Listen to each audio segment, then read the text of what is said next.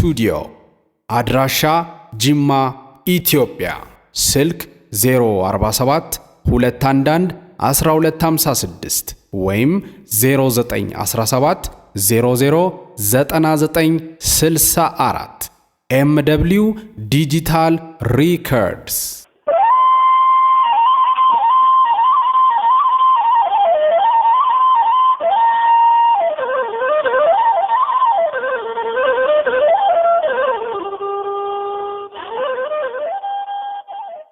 መዘክረ ሕይወት በእውነተኛ ታሪክ ላይ የተደረሰ መጽሐፍ። ደራሲ ይላቅ ሻረው። ምዕራፍ 11 ኃይለ ማርያም ቅድስት ሥላሴ መንፈሳዊ ኮሌጅ የሥነ መለኮት የዲግሪ ተማሪ ወይም ምሩቅ ነበር። አንደበተ ርቱዕና ሃይማኖተ ቀና ነው። ኃይለ ማርያም በብዛት ስለ ወደፊቱ እንጂ ስላለፈው ጉዳይ አይጨነቅም ነበር። ገና በልጅነቱ ታገባለህ ተብሎ ከእናቱና ከአባቱ የተፈረደበትን ፍርጃ ሲያስብ ሁልጊዜ ይጨነቃል። የሥነ ልቡና ተጽዕኖም ደርሶበታል። ኃይለ ማርያም ለቤተሰቡ የመጨረሻ ልጅ ቢሆንም እርሱም በፍቅር ቢወዳቸውም ያለ ዕድሜ ሊያጋቡት የነበረበትን ጊዜ ሲያስብ ግን ወደ ሞት ጉድጓድ ያለ ርኅራኄ ሂድ ብለው የፈረዱበት ያህል ይሰማዋል። ያለፈባቸው ፈታኝ የሆኑ ጊዜያቶችም እጅግ ቀላል አልነበሩም።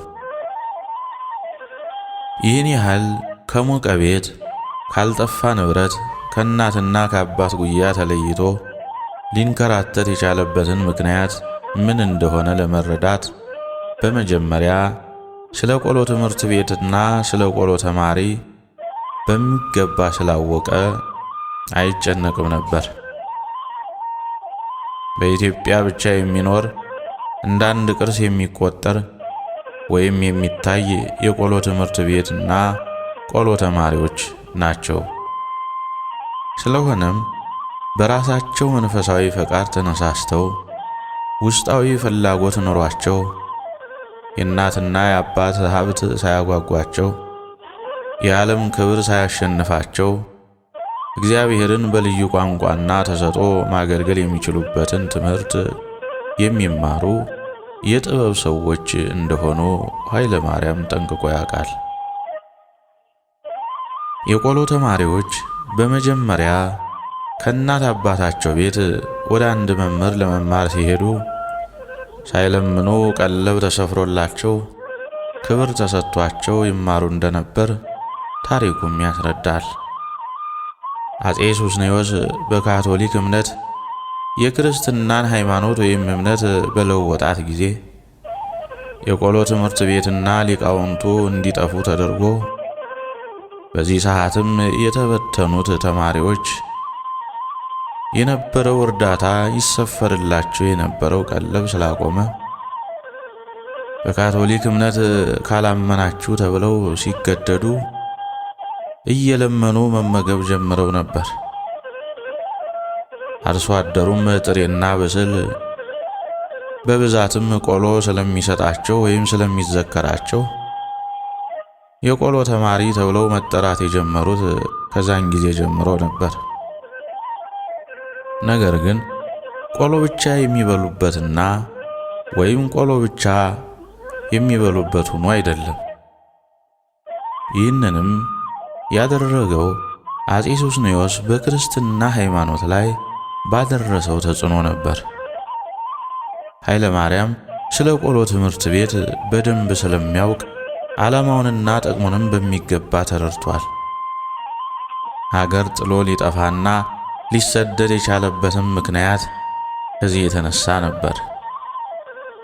ገና ሀ ግዕዝ ሆ ካዕብ ሄ ሳልስ እያለ ከቀኝ ወደ ግራ ከግራ ወደ ቀኝ ፊደል እየቆጠረ ሳለ ያስጠኑትና ያስተማሩት የነበሩት ፊደሉ ከነትርጉሙ እንዲገባው የረዱት የኔታ ዘኪሮቤል መንበሩ ነበሩ።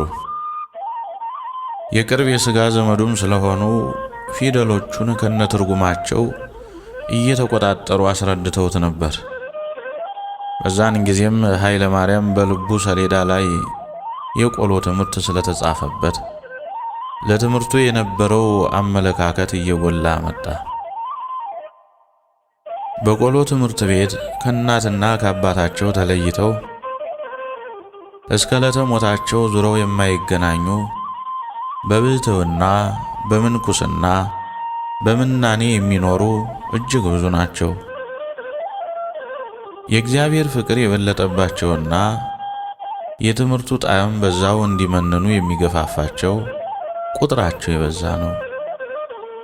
ስለ ኢትዮጵያ ሌት ተቀን እያለቀሱ የሚጸልዩ፣ ጤዛ እየላሱ ድንጋይ እየተንተራሱ ዳባ እየለበሱ ድምፀ አራዊቱን እየታገሱ ክፉውን በበጎ እየመለሱ ለሀገርና ለወገን ሰላም የሚያለቅሱ በአብነት ወይም በቆሎ ትምህርት ቤት ቃሉን እየተማሩ የሚኖሩ ብዙ ናቸው። ቆሎ ትምህርት ቤት ቅኔውን ከናገባቡ ዜማውን ከነምልክቱ የተረዱ ምሁራን የሚወጡበት ስለሆነ ለኢትዮጵያ ቤተ ክርስቲያን ብቻ ሳይሆን ለኢትዮጵያ ሕዝብም የቆሎ ተማሪ ባለውለታ እንደሆነ የታሪክ መዛግብት ይመሰክራሉ። ኃይለ ማርያምና የአብነት ትምህርት ቤት ነፍስና ሥጋ የሆኑት ለዚህ ነበር። ሥጋ ከነፍስ ነፍስም ከሥጋ ከተለየ ዋጋ እንደሌለው ሁሉ ቤተ ክርስቲያን ለማገልገል ከሰውም ጋር ለመግባባት ቋንቋ ያስፈልጋል። ቋንቋ ሲባል ማንኛውም የሀገር ዜጋ የሚነጋገርበት መግባቢያ ብቻ ሳይሆን በአዲስ ልሳን ከእግዚአብሔር ጋር የሚነጋገሩበት እንደ ሙሴ እንደ አሮን በግዕዝ የተሸፈነውን ምስጢር በአማርኛ የሚተረጉሙበት ከላይ የተሰጠ የጥበብ ስጦታ አምላካዊ ቃል መሆኑን ሊቃውንቱ ያስረዳሉ። ኃይለ ማርያም ከእናቱና ከአባቱ ፍቅር ይልቅ ስለ ቃለ እግዚአብሔር ቢወራለት የማይሰለችና በቃኝ የማይል ጎበዝ ተማሪ ነው። በቅድስት ሥላሴ መንፈሳዊ ኮሌጅ ዲግሪውን እንደተመረቀ ቤተ ክርስቲያንን ለማገልገል የራሱ ቆራጥ የሆነ ውሳኔ ነበረው። ኃይለ ማርያም አዘውትሮ የሚጸልየው የአብነት ትምህርት ቤት ወዳለበት አካባቢ ነበር። የአባቶቹን ዜማ ሰዓታት መዝሙሩን ሳያቋርጥ ሁልጊዜ ወደሚደርስበት ወደ አብነቱ መናገሻ ወደ ሰሜኑ ክፍል ይመኝ ነበር። በተለይ የቅርብ የሥጋ ዘመዱ የሆኑት የኔታ ዘኪሩቤል መንበሩ ከፊደል እስከ ዳዊት ያስተማሩት ትምህርት ከልጅነቱ ጀምሮ በአእምሮ አልተረሳውም ነበር። ከተመረቀ በኋላ አጋጣሚ ሆኖ ዕጣ የደረሰው ሐረር አካባቢ ነበር። የሐረር ተወላጅ የሆነው አብረው በቴዎሎጂ ለ4 ዓመት የቆዩት ፍጹም ባህር ዳር ስለደረሰው በፈቃደኝነት ተቀያይረው የልቡ ምኞትና ሐሳብ ተሳክቶለት ኃይለ ማርያም ወደ ባህር ዳር ገባ። ካጎቱ ልጅ ከይትባረክ ጋርም ለብዙ ዓመታት ተለያይተው ኖረው በአጋጣሚ የተገናኙት ባህር ዳር ነበር።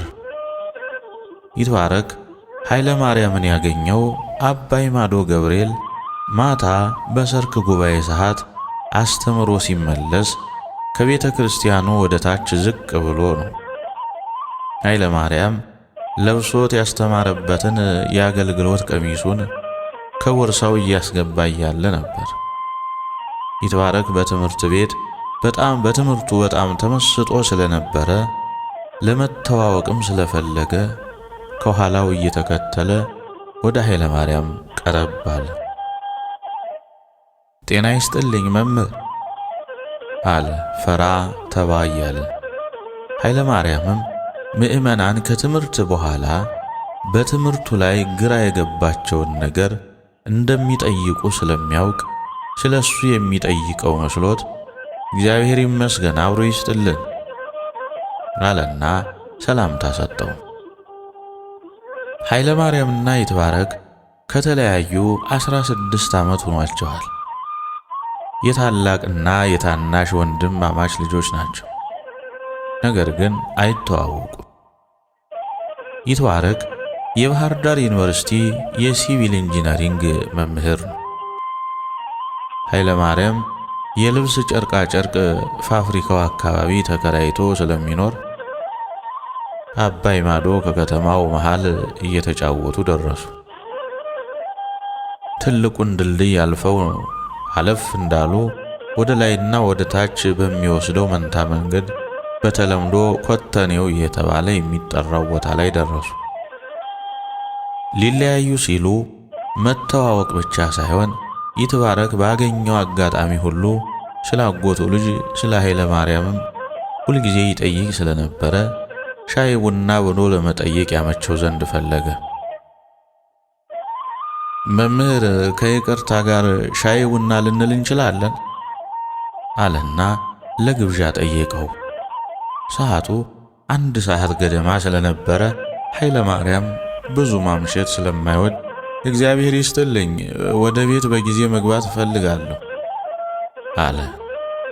ይትባረክ ወደ ምግብ ቤት ወስዶ ራት ሊጋብዘው እንደፈለገ ኃይለ ማርያም ገብቶታል። መምህር በእመቤቴ ማርያም በዛውም የማማክረውት ጉዳይ ስላለኝ ነው አለና ግድ ብሎ አሸነፈው። ኃይለ ማርያም የይትባረክን ግብዣ ላለመናቅ ሲል እሺ አለና አብረው ወደ መሰረት ምግብ ቤት ገቡ። ምግባቸውን አዘው ኃይለ ማርያም ባርኮ እራት እየተመገቡ እያለ ይትባረክ ጥያቄ መጠየቅ ፈለገ። መምህር ቅድም ውስጤን የሚያስጨንቀኝ ያልኩት አንድ ነገር ነበረ፣ መናገር እችላለሁ አለ። ይቻላል፣ ምን ነበር አለ ኃይለ ማርያም። የአብነት ተማሪ ወንድሜ ከጠፋ 16 ዓመት ሆኖታል። ይኑር ይሙት አይታወቅም። ስለርሱ ጠይቀውታለሁ ብዬ ነው። ምናልባት ስመለከተው ልቤ ደነገጠብኝ። ዘመድ ከሆን ብዬ አሰብኩ አለና ከመጀመሪያው እስከ መጨረሻው ለኃይለ ማርያም የራሱን ታሪክ ዘረዘረለት። ኃይለ ማርያም መድረክ ላይ ሲያስተምር ስለ ቆሎ ተማሪ ሕይወት ስለተናገረ በነገሩ በይትባረክ ጥያቄ ተደናገጠ። እንዲህ አይነት ብዙ አጋጣሚ ይፈጠራል አለ። አንገቱን አቀርቅሮ ወደሱ ቤተሰብ ማሰብ ጀመረ። ለመሆኑ አካባቢ የት ነው? በምን ምክንያት ሊጠፋ ቻለ? ሲል ይትባረክን ጠየቀው። ይትባረክም ስላመነው ሀገሩን ወይም ሰፈሩን መናገር አልፈራም። አካባቢ ደቡብ ጎንደር ደብረ ታቦር ነው። ሞክሽ ኪዳነ ምህረት የምትባል አጥቢያ ናት አለ። ከነቤተሰቡ ጭምር ነገረው። ኃይለ ማርያም ነገሩን ከስሩ ለማጣራት የፈለገው ድንገት የጠላት ቤተሰብ እንዳይሆን ለማረጋገጥ ብሎ ነበር። ስሙ ማን ይባላል አልከኝ? አለ ሊጎርሰው ያዘጋጀውን ምግብ መሶቡ ላይ እንደገና አስቀምጦ። ይትባረክም የሚተዋወቁ ስለመሰለው በፍጥነት መለሰለት። የትምህርት ቤት ስሙ ኃይለ ማርያም፣ የቤተሰብ መጠሪያ ስሙ ደግሞ ይበልጣል ይባላል አለ። ጉዳዩንም በዝርዝር አስረዳው። ራሱ ኃይለ ማርያም መሆኑን ይትባረክ አላወቀም ነበር። ሁለቱም አልተዋወቁም። ውስጣቸው ግን አንዳች ነገር ሊሰማ የፈለገ ይመስል እዝነ ልቡናቸው ተዋውቋል። ይትባረክ የቤተሰቡን ታሪክ መዘግዘግ ጀመረ። ኃይለ ማርያም እያንዳንዱን ነገር በጥንቃቄ ያዳምጠው ነበር። ታገባለህ ተብሎ እናትና አባቱ ከትምህርት ቤት እንዳለ አስልከውበት ሊድሩት ድግስ እየተዘጋጀ ያለ ነው ጥሎ የጠፋ። እኔ ያን ጊዜ አክስቴ ጋር ሆኜ እስቴ ከተማ እየተማርኩ ነበር። በአመቱ ወደ ቤተሰቤ ስሄድ አጎቴና የታጨችለት ልጅ አባት ግራዝማች ሰንደቁና አቶ በዛብህ እንደተገዳደሉ ሰማሁ። እጅግ አዘንኩኝ። ከዛም ጊዜ ጀምሮ እንደወጣ ቀረ አለ ኃይለ ማርያም የተወራው ሁሉ የራሱ ታሪክ እንደሆነ አውቆ ነገሩን በእርጋታ ያዳምጣል። ጭንቀቴ ይሄ ነበር መምህር አለ ይትባረክ።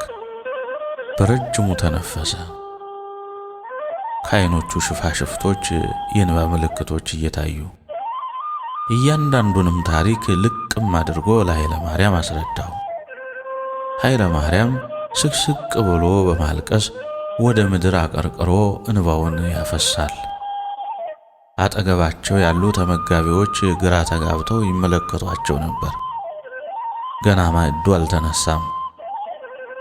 ይትባረክ በጣም ደንግጧል።